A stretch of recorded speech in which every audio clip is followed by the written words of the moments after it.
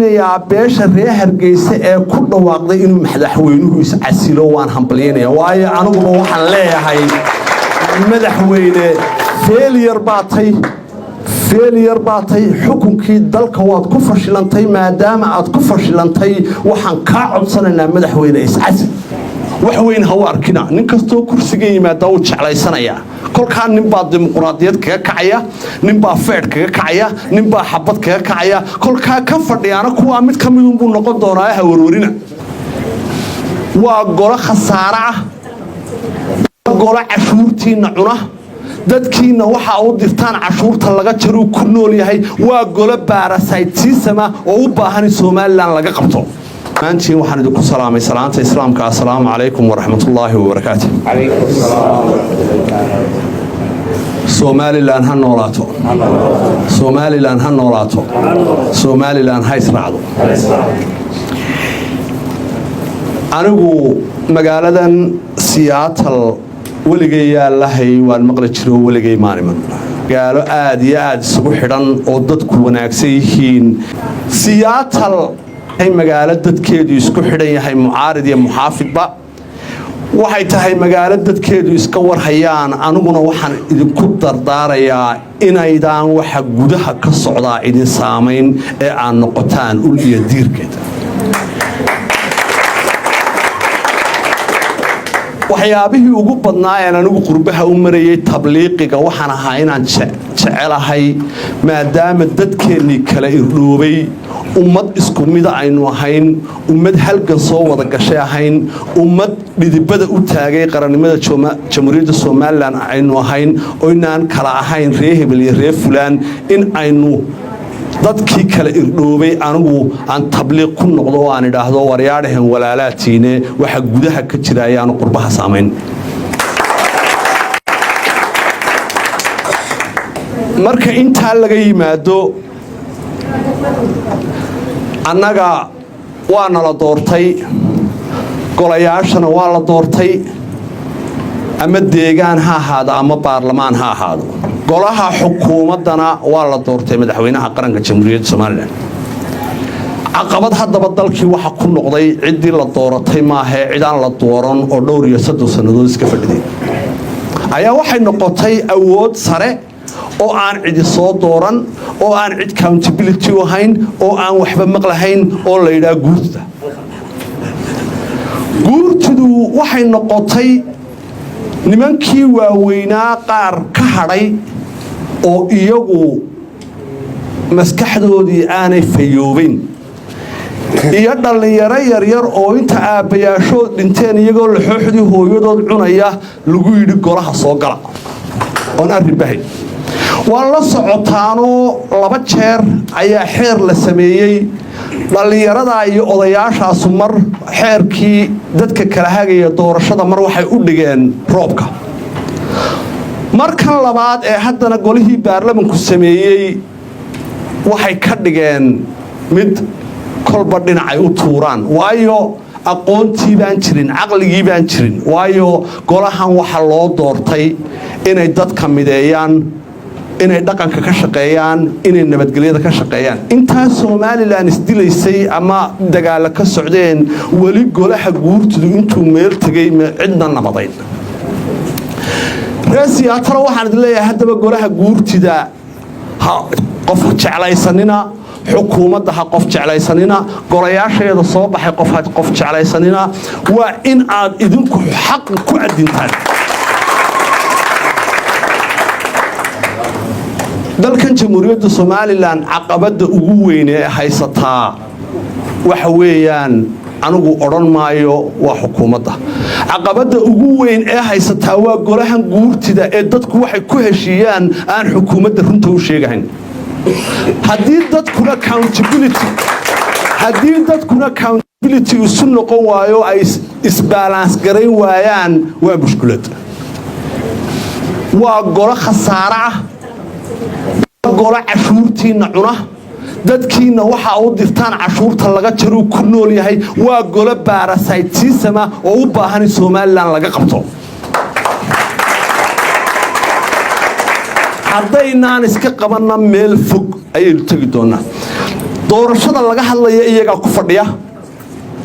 golihii loo doortay inuu nabadgelyada ilaaliyo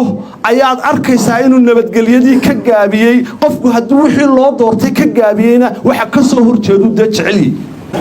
waxaan la yiraahdaa siyaasadda iyo xukunka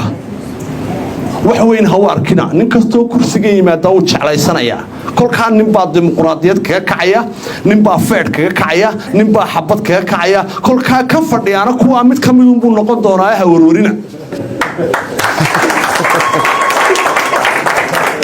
waayo Somaliland waxaynu ka soo xambaarnay meel fog baynu ka soo xambaarnay walaa madaxweynaha qarankeena ka ogolaanayn walaa goorteena ka ogolaanayn walaa xisbiyada mucaaradkeena ka ogolaanayn in la dumiyo Somaliland waa muqaddas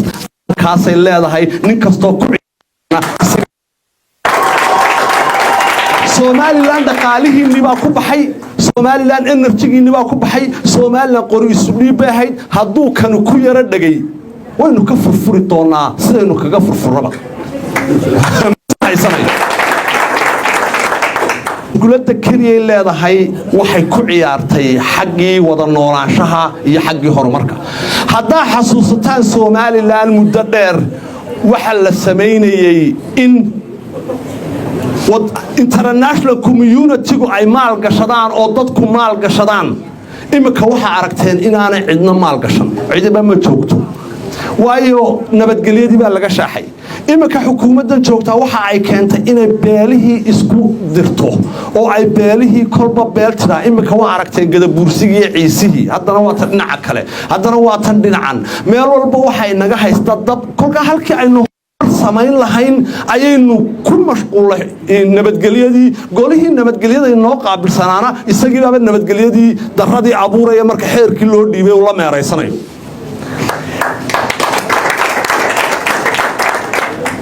dalkii hadda ogtihiin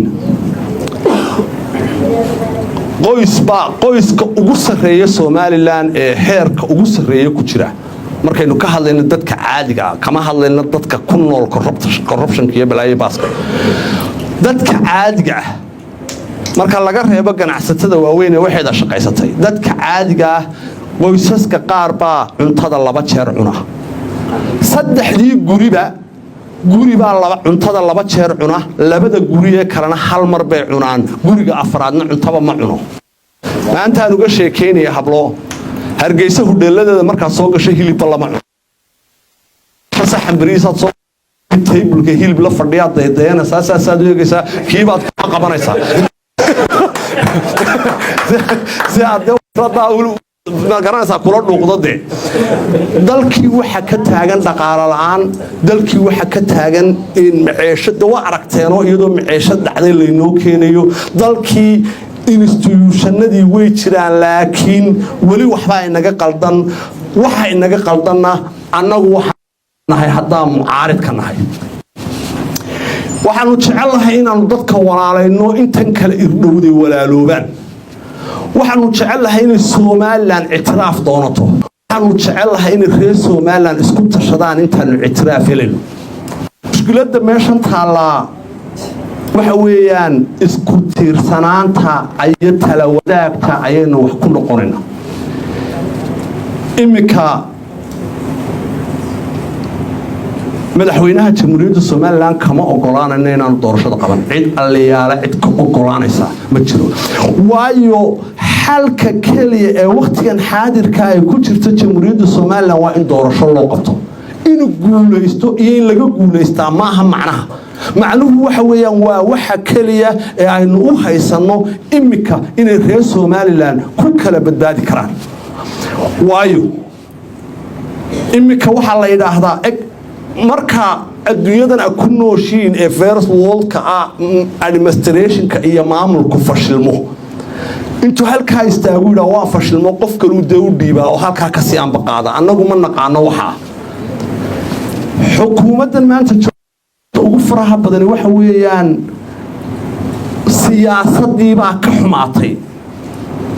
kumana eedaynana madaxweynuhu kaliya waxaynu ku eedaynaa dhammaan wuxuu doortay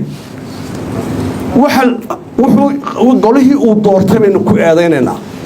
mushkiladda ugu weyn ee waxaasoo dhan inagu dhacday ee gooja cadda inagu dhacday ee imika saylac inagu dhacday ee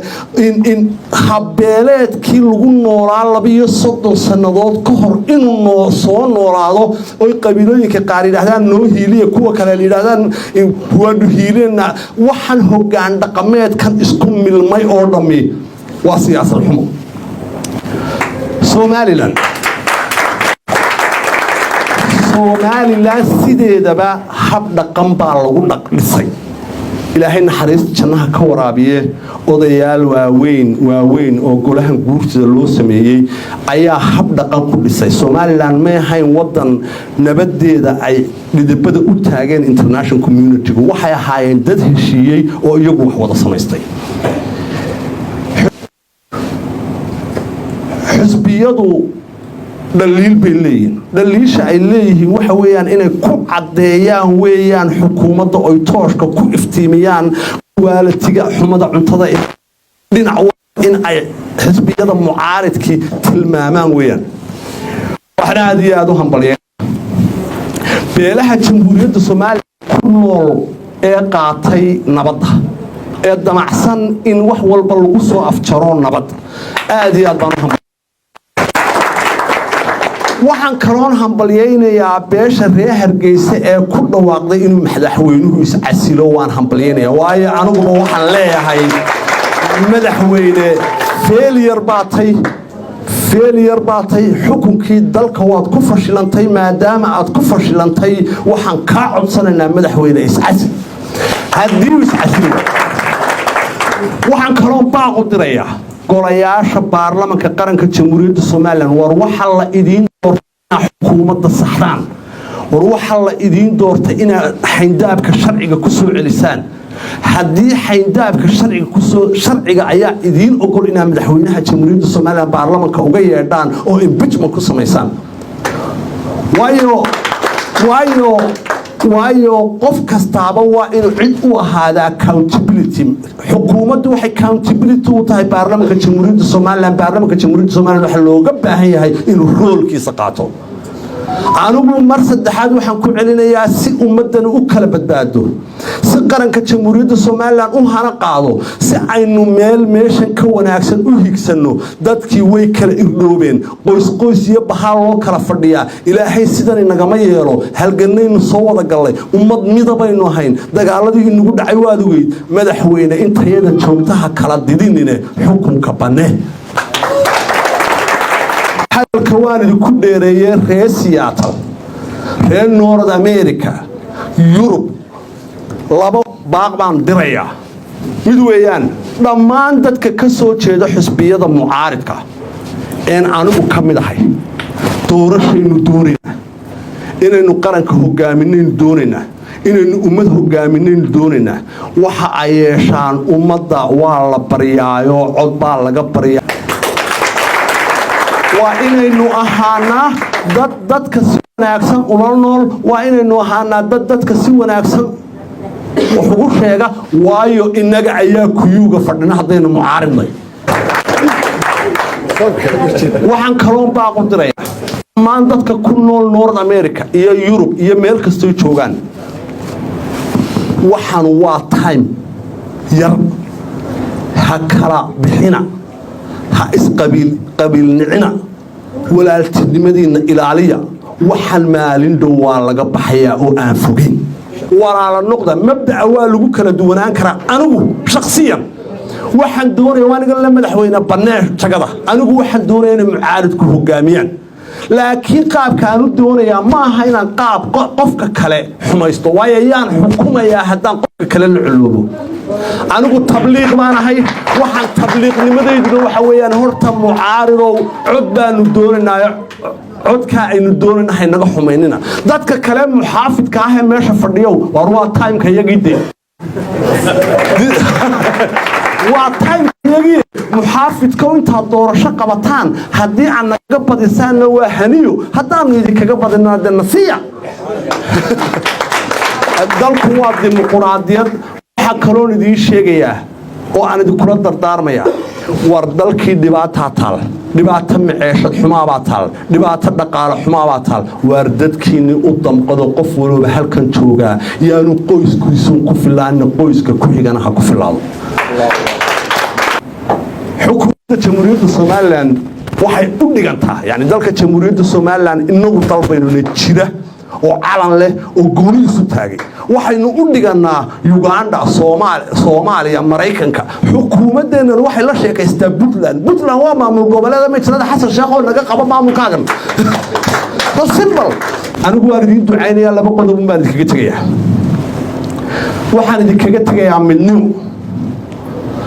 in doorasho dalka ka dhacdana baramood gareeya oo taageera oo dimuqraadiyadda taageera ilaa idinku halkan aad joogtaan waa dimuqraadiyad anigu macaarid baabiye ah ma yihiin waxaan ahay macaarid toosiye ah waxba aan toosinay igama geedo jamhuuriyadda Soomaaliland inaan baabiyo maadaama dhiigayga iyo dhuuxayga iyo naftaydii aan u huray laakiin waxay iga mudan tahay inaan ka ku qaldamaya ka qabto haddaan awoodi waayana aan cod dheer ku sheego